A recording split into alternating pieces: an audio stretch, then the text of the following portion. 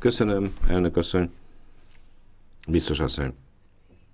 Szeretnék arról is beszélni, ami eddig nem hangzott el. Figyelemmel kísértem mindazt, amit a biztos asszony mondott, és amit hallottam, azzal kapcsolatban azért azt elmondanám, hogy úgy tűnik, hogy a nemzeti hatóságok leghatékonyabb cselekedete, és ez vonatkozik az európai hatóságokra is, nem került itt most hangsúlyozásra. Az európai jogalkotás azért van, hogy ne forduljanak elő ilyen balesetek. Meghaltak polgárok. Sokan továbbra is fenyegetettségben élnek tovább ezen a területen, egészségügyi szempontból is.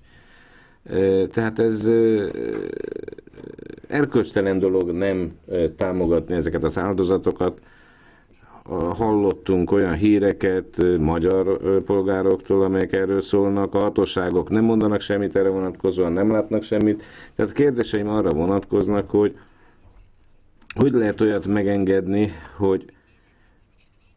hogy például hitellel rendelkezők elveszítve a lakásukat azonnal csődhelyzetbe is kerülnek, mert ugye az volt a jelzálog alapja.